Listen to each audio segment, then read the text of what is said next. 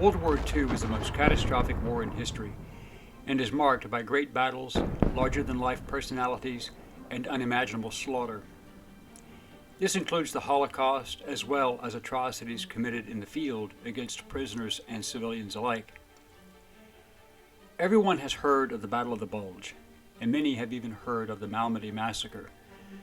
But few people have heard of the Wereth 11 African-American soldiers from the 333rd Field Artillery Battalion, Battery C, who held their line until overrun by elements of the 1st Waffen SS Panzer Division, Leibstandarte, in December 1944.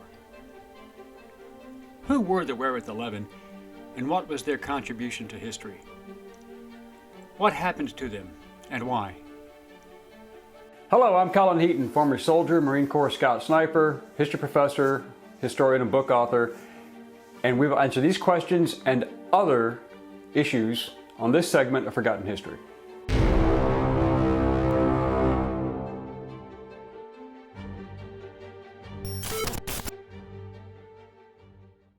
On December 16, 1944, Adolf Hitler unleashed the 7th Army and the 5th and 6th Panzer Armies, 25 divisions, over 250,000 soldiers in the largest and last great offensive on the Western Front.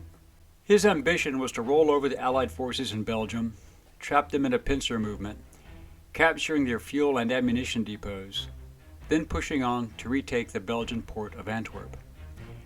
Antwerp was the prize. Allied forces had captured the port and were using it to resupply their forces pushing into Germany. In order to accomplish this, he sent two of his most trusted generals.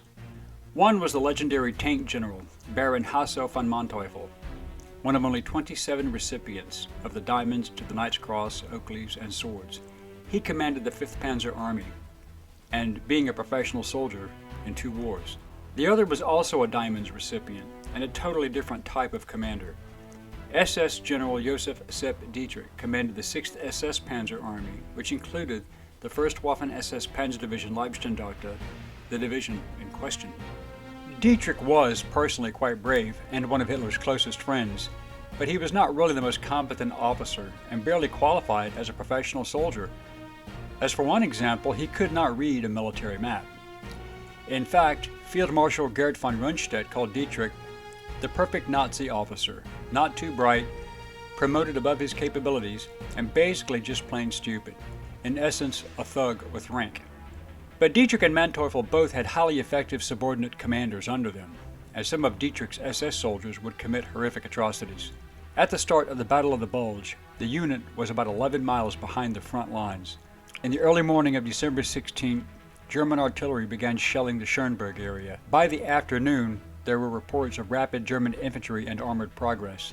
One of these was SS Major Gustav Knittel, commanding the 1st SS Division's Reconnaissance Battalion of the 1st SS Panzer Regiment.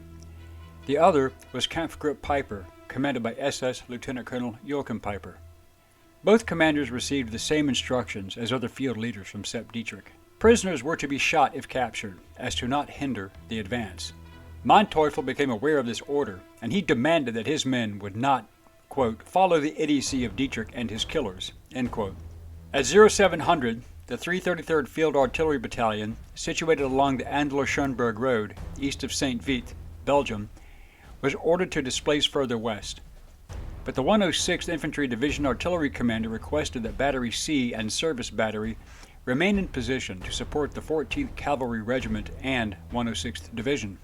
Lieutenant Colonel Harmon S. Kelsey, having been told that his C battery would be covered by the 106th and protected, followed his orders, and the battery commander, Captain William E. McLeod, remained with his black soldiers.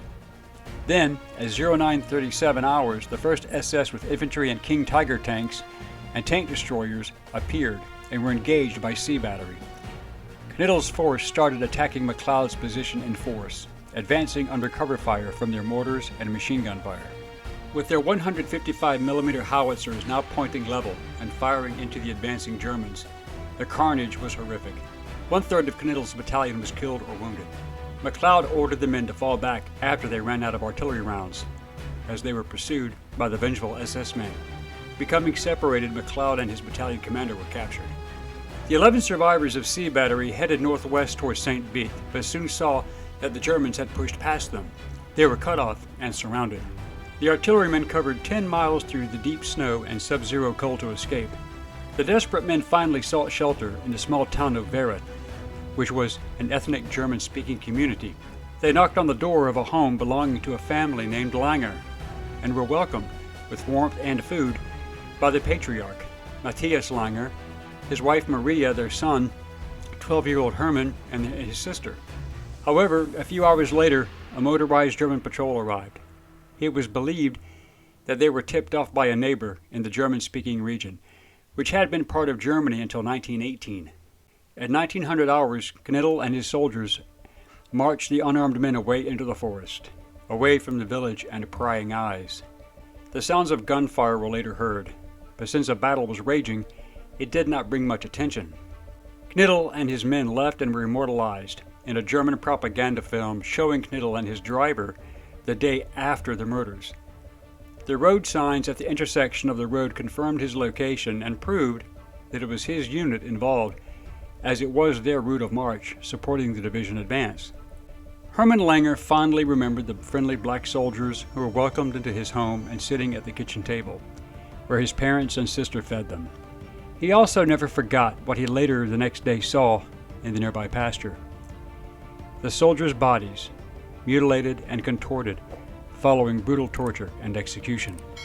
The bodies remained undiscovered by U.S. forces until January 1945, when Hermann was able to direct American soldiers to the location, and they were positively identified. When an investigative team initially arrived to photograph and document the scene, they were shocked at what they saw. While Malmedy had more dead, with 80 murdered, this scene was more horrific. The SS troops had battered the black soldiers' faces, crushed skulls, broken their legs with rifle butts, cut off some of their fingers, stabbed some with bayonets, eyes had been gouged out, and a couple had their throats cut. The SS soldiers had shot at least one soldier while he was bandaging a comrade's wounds. A couple of men appeared to have been run over by a vehicle. 7 of the men were later buried in the Henri Chapelle Military Cemetery, while the others were returned to the United States. These men died as heroes. Their efforts held up the 1st SS Reconnaissance Battalion long enough to allow other Americans to consolidate their positions and secure their perimeter. These black soldiers had indirectly saved their fellow white soldiers valuable time with their lives. So devastating was the direct fire from Sea Battery against the 1st SS, they earned the entire regiment the Presidential Unit Citation, the Army's highest unit award. After the Dachau trials found Piper, Knittel, and Dietrich guilty of war crimes, Dietrich and Knittel were sentenced to life imprisonment. Piper received a sentence of death by hanging due to his unit being responsible for Malmedy. All of these sentences were later reduced to short prison terms. Piper was released in December 1956 after review and proof that he was not personally at Malmedy during the massacre. Knittel was the only person from his camp group charged with a war crime, although the Wereth massacre was never mentioned. In May 1948, the War Crimes Review Board, No. 4, rejected the claim that irregularities had occurred during the trial against Knittel. But following the Simpson Report and the findings of the United States Senate Committee on Armed Services, his sentence was further and inexplicably reduced to 12 years imprisonment. Knittel never even served that term and was released from Landsberg prison on 7 December 1953 following a Christmas amnesty. He died on June 30, 1976 of heart failure. Sepp Dietrich was released on October 25, 1955 and died in 1966. After the war, Piper lived in Troves, France, where he was murdered on July 14, 1976, and his house set on fire. No one was arrested, and there did not seem to be much interest by the police in pursuing an investigation. The Wereth 11 were forgotten, and given the racially motivated feelings within the Army in general, and the military as a whole, their deaths did not seem to be of any great importance. Their murders were not even entered into the 1948 War Crimes Report. The location of their last battle and where they died remained unmentioned and forgotten in Battle of the Bulge guidebooks or even the history books. Hermann Langer tried for many years to correct this egregious error, and he was finally successful. Before his death in 2013, Hermann Langer had created his own small memorial made of granite, and he repeatedly contacted the U.S. Embassy in Brussels to bring the location to the attention of the United States government. Finally, after many years, an official plaque was erected, and due to Langer's efforts, in 2017, the Wereth Massacre was finally listed in the military archives and also on the official list of war crimes committed during the war. What makes the story even more tragic was the fact that it took a Belgian civilian, a child at the time the horrific event happened, and his friends, decades to even have this massacre and location recognized by the United States government long after the war was over. To this day, they still conduct the tour, starting at the Langer house where tourists can see the original kitchen table where the men had their last meal, and then they walk the route the men took to their executions. The locals care for the graves and maintain the grounds, which was purchased by private contributions to honor these victims of Nazism. Captain McLeod remained in the Army, becoming a Major General and Corps Commander of Artillery, and he retired in Lawton, Oklahoma, where he died on August 26, 2005.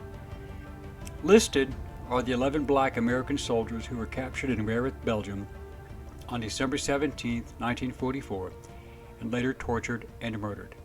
They should be remembered as the heroes they were.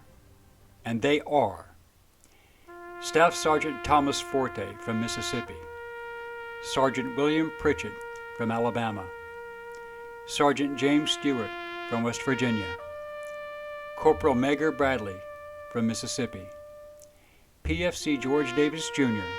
from Alabama, PFC James Leatherwood from Texas, PFC George Moten from Texas, PFC William Dew Turner from Arkansas, Private Curtis Adams from South Carolina, Corporal Robert Green from Georgia, Nathaniel Moss from Texas.